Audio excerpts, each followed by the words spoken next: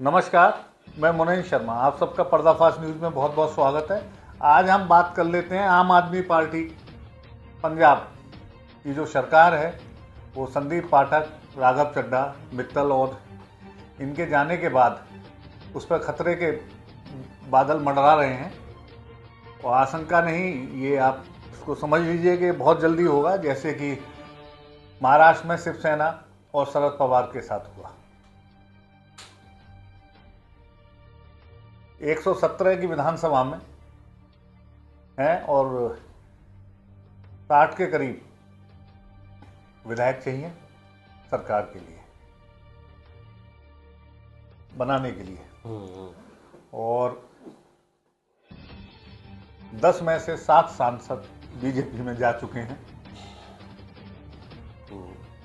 और वो जितने भी लोग गए हैं, एक आध को छोड़ दीजिए तो बाकी ऐसा कोई नहीं, सज्जन नहीं है जो कि 200-400 करोड़ से कम का आदमी है। तो एक तो केजरीवाल जी से ये गलती हुई कि उन्होंने पैसे वालों को राज्यसभा क्यों भेज दिया, क्योंकि पैसे वाले लोग, व्यवसायी लोग कभी इस बीजेपी सरकार का सामना, जिसका कि पूरा शस्त्र और सरकार ईडी, सीबीआई, इनकम टैक्स पे चलती है, सामना नहीं कर सकते। आज इसी पे बात करते हैं। हमारे साथ हैं अभिषेक पांडे जी। पांडे जी नमस्कार। पांडे जी, ये लोग अब कयास लगाने लगे हैं कि जैसा शिवसेना और शरद पवार जी की पार्टी के साथ हुआ, ये 7 सांसद जो बीजेपी में गए हैं, चलिए जैसे भी गए हैं, पार्टी तो नहीं बनाई, लेकिन कैसे विलय हो गया ये भी एक प्रश्न है। लेकिन इनका पंजाब में क्या असर पड़ेगा, खासकर संदीप पाठक और राघव चड्ढा की भूमिका को? देखिए, राघव चड्ढा को, जो आपको याद होगा कि भगवंत मान की सरकार बनी थी, तो उस समय भी ये सोचा जा रहा था और ये कहा जा रहा था कि राघव चड्ढा को मुख्यमंत्री बनाया जाएगा, लेकिन उस समय बनाया नहीं गया। नहीं, वो पंजाब में हो नहीं सकता। पंजाब में केवल पगड़ी वाला ही मुख्यमंत्री बनेगा। स्थिति ये है कि सुपर सीएम तब भी कहा जाता था राघव चड्ढा को। नहीं, इलेक्शन में और पंजाब सरकार के सारे अहम फैसलों में ये माना जाता था कि राघव चड्ढा की सहमति है।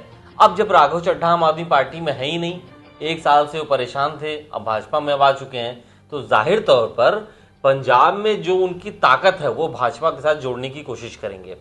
अपने साथ 6 और सांसदों को वो बीजेपी में ला चुके हैं, जो और जितने सांसद आए हैं वो समझिए कि एक तरीके से पंजाब की धुरी है, वो सब ताकत वाले हैं, सब पैसे वाले हैं और सबका अपना प्रभाव है। पाठक तो अरविंद केजरीवाल के मुख्य रणनीतिकार में से एक रहा है। लेकिन पांडे जी, एक चीज का और मैं ध्यान आपको बताना चाहूंगा कि राघव चड्ढा को बीजेपी में लाने में किसी एक मशहूर फिल्म एक्ट्रेस का भी नाम आ रहा है कि सप्लीमेंट्री चार्जशीट में राघव चड्ढा का नाम था। खैर, अब तो केस में सब खत्म ही हो गया, हाई कोर्ट में देखिए क्या होता है।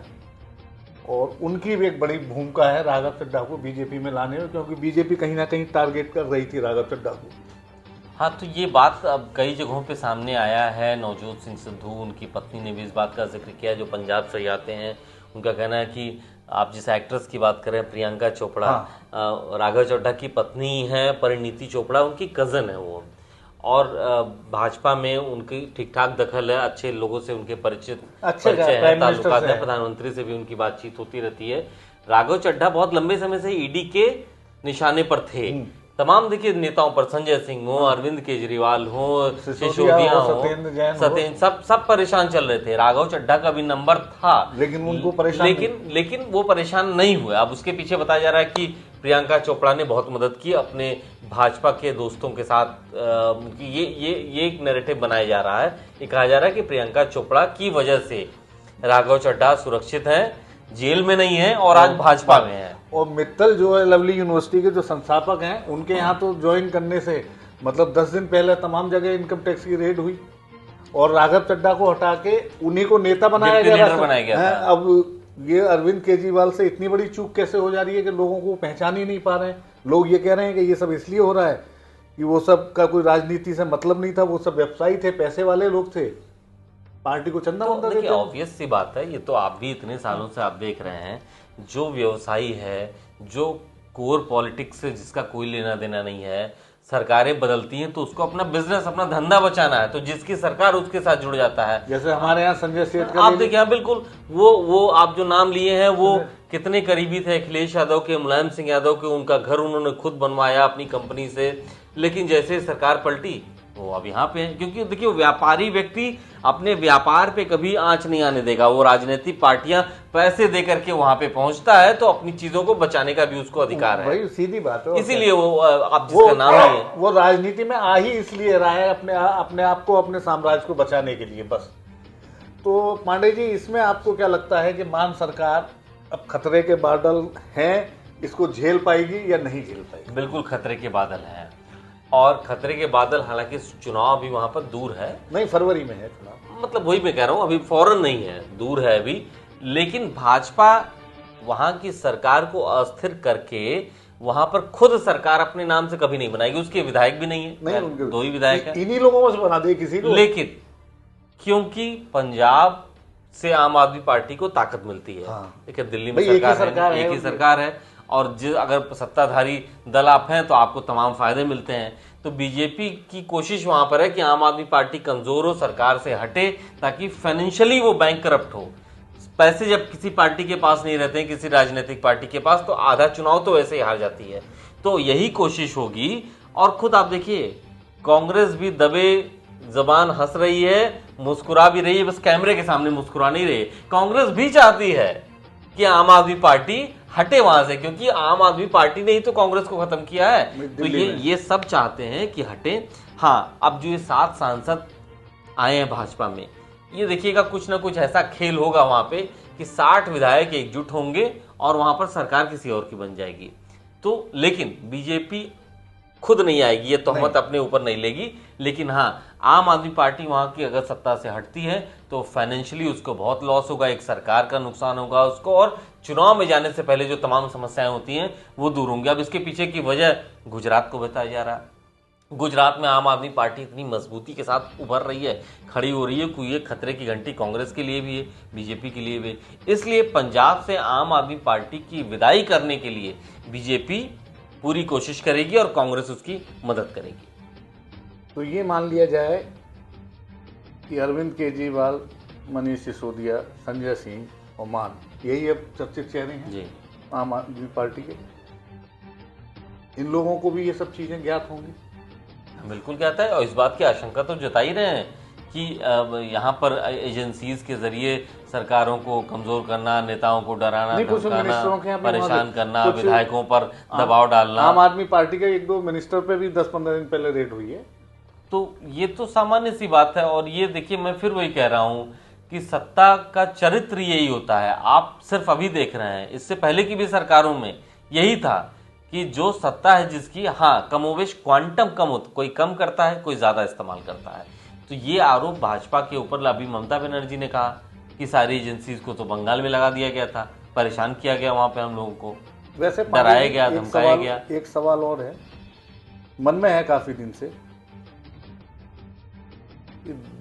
10-12 साल पहले आपने ये जो शीश महल बीजेपी ने बनाए हैं सब जगह, जमीन खरीद के हर जगह आलीशान अपने ऑफिस अपने ही बनाए हैं, आरएसएस के भी बनाए हैं, और दिल्ली वाला तो बताते हैं कि इतना बड़ा है, 5 स्टार 7 स्टार जैसा है। खैर हमें जाने का सौभाग्य नहीं मिला। पूरे देश में बनाए हैं, करीब 650 से ज्यादा है। कितना पैसा खर्च हुआ हो? नहीं, पैसे देखिए बहुत खर्च हुए। आप याद होगा कि भाजपा जो पुरानी बीजेपी थी, अटल बिहारी वाजपेयी के समय वाली जो बीजेपी थी, वो बिल्कुल अलग ही तरह सोच रखती थी वो। और जब 2013 में अमित शाह उत्तर प्रदेश बीजेपी के प्रभारी बने, उसके कुछ दिन बाद वो राष्ट्रीय अध्यक्ष बने, तो पूरे देश भर में भाजपा जो कि किराए के दफ्तरों में चल रही थी, कई जिले ऐसे थे जहां पर थे ही नहीं, वहां के जिलाध्यक्ष के घर में एक छोटा सा ऑफिस होता था, वहीं से बीजेपी का काम चल रहा होता था। तो ये नहीं, इस बात को एक कॉर्पोरेट कल्चर लाने की कोशिश की गई कि नहीं, एक अपना दफ्तर होना चाहिए जहां पे लोग बैठ सकें, आलीशान होना चाहिए, और ये भी कहा गया कि जमीन पहले परचेज की गई ताकि कल को कोई बेदखली ना कराए। सरकारें बदलती हैं तो जमीन, इन सब मामले बहुत आते हैं, लेकिन इसके पीछे फंड कहाँ से आया? अब आपका ये सवाल है। ऑब्वियस सी बात है, बीजेपी यही कहती है कि हमको चंदा, अकूत चंदा मिला। आप देखिए जो रिपोर्ट भी आई थी बीच में, इलेक्शन बॉन्ड वाले, वो यही था कि लोगों ने अकूत पैसा दिया। और उन लोगों ने दिया क्यों? उन लोगों ने दिया जिनके खिलाफ हमेशा इनकम टैक्स या ईडी की रेड पड़ी है, जांच चल रही है, उन लोगों ने बहुत ज्यादा दिया, बहुत ज्यादा दिया। तो उसके बाद बीजेपी ने सबसे पहला काम यही किया कि अपने ऑफिस होने चाहिए, अपने वर्कर्स को बैठने की एक जगह होनी चाहिए। दूसरी बात, अब इसके पीछे बहुत सारे लोग कहते हैं कि नोटबंदी में सारा पैसा खपा दिया गया इसी में। ठीक है, वो एक कोई सबूत नहीं है, तो इसलिए हम सिर्फ लेकिन इसको वैसे अफवाह ही मान सकते पांडे हैं। जी, इन सब की एक बार वैल्यूएशन तो किसी को करनी चाहिए कि ये जो 650-700 ऑफिस बनाए हैं, कुछ आलीशान को छोड़ दिया, हर जिले में ऑफिस है, तो लगभग कितना पैसा खर्च होगा। और कहने वाले तो ये भी कहते हैं कि वो रकम जब आप अगर इसको सर्च करेंगे और इस पर एक्सरसाइज करेंगे तो आपका दिमाग काम नहीं करेगा। देखिए, मैं फिर वही कहता हूँ, बहुत से लोगों से कहता रहा हूँ, बीजेपी की स्ट्रैटेजी से सीखना चाहिए लोगों को।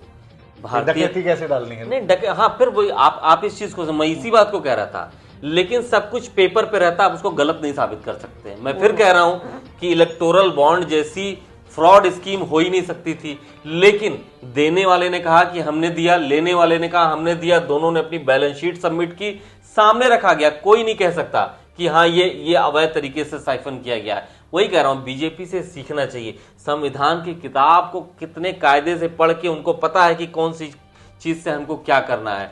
बाकी पार्टियां, मतलब ये भी पांडे जी, ये भी सीखना चाहिए कि जो सरकारें हैं उनको तोड़ मरोड़ के कैसे वहां अपने आप को स्थापित किया जाए। अब आप देखिए, राजनीति में शुचिता की बात करेंगे तो वो नहीं रही, नैतिकता वाली। अटल बिहारी वाजपेयी जो कहते थे एक वोट वाली सरकार अगर जा रही है तो हम उसको बचाने के लिए कुछ ऐसा काम नहीं करेंगे, चिमटे से भी नहीं छोड़। अब वो गया। आज के समय में सरकार जरूरी है, साम दाम दंड भेद। और आपको क्या लगता है कि क्या कोई सरकार अवैध तरीके से बनती है? नहीं, नंबर से बनती है। अब नंबर्स कैसे लाते हैं? डरा के, धमका के, पैसे दे के ला रहे हैं। जनता आपको वोट नहीं दे रही तो आप चुने हुए लोगों को तोड़ के, डरा के, पैसे दे के उनको अपनी, यही बीजेपी कई बार गच्चा खा चुकी है। हाई कोर्ट्स ने रद्द किया, अरुणाचल प्रदेश का मामला रद्द किया, उत्तराखंड में एक बार ऐसे ही सरकार पलटने की कोशिश हुई थी। तो मैं ये कह रहा हूं कि वही मैं बीजेपी से कम ये तो सीखना चाहिए लोगों को कि अगर आपको कोई काम भी करना हो तो पेपर वर्क मजबूत होना चाहिए। पेपर वर्क पे बीजेपी मजबूत रहती है, इसीलिए सबको पता रहता है कि हाँ इसमें बीजेपी का फायदा है, बीजेपी अपना फायदा ढूंढ रही है, दूसरे का नुकसान। लेकिन कर कोई कुछ नहीं पाता, क्योंकि अल्टीमेटली सबको जाना है अदालत में न्याय का, और न्याय में वहां कागज चाहिए होता, वहां शुचिता नहीं पूछी जाती कि ये नैतिक है कि नहीं, ये एथिकल है कि नहीं। आप पेपर पे मजबूत रहिए। और इसीलिए बीजेपी ने जितने दफ्तर बनाए हैं, सबकी जमीन खुद खरीदा गया, वो व्हाइट में, चोरी तो है नहीं। ऑडिट्स बीजेपी अपनी करती है, खुद की पार्टी की, वो व्हाइट में है। तो अब ये है कि ये पैसा आया कहां से? अब आप साबित कीजिए कहां से आया। बीजेपी तो बताती है। यही देखते हैं कि अरविंद केजरीवाल, संजय सिंह, मनीष सिसोदिया और मान कैसे अपनी पार्टी को एकजुट करके और इस झटके से निकल पाते हैं कि नहीं निकल पाते हैं, आने वाला समय बताएगा। आज के लिए बस इतना ही। धन्यवाद, नमस्कार।